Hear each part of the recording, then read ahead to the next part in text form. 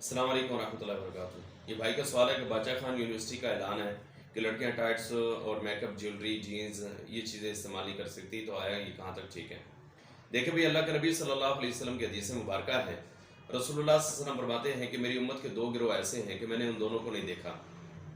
ان میں سے ایک گروہ ایسا ہے کہ کاسیاتین عاریاتین مائلاتین ممیلاتین رؤوسہن کاسنمۃ البخت۔ رسول اللہ صلی اللہ علیہ وسلم فرماتے ہیں کہ ایسی خواتین ہوں گی جو کپڑے تو پہنے ہوئے ہوں گی لیکن کپڑے پہننے کے باوجود بھی ننگی ہوں گی، مائلاتین ممیلاتین، وہ لوگوں کو اپنی طرف مائل کرنے والی اور خود لوگوں کی طرف مائل ہونے والی ہوں گی۔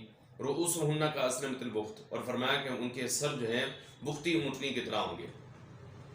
لا يدخلن الجنہ ولا یجدن ریحها وان ریحها لتوجد من مسیرۃ کذا وکذا۔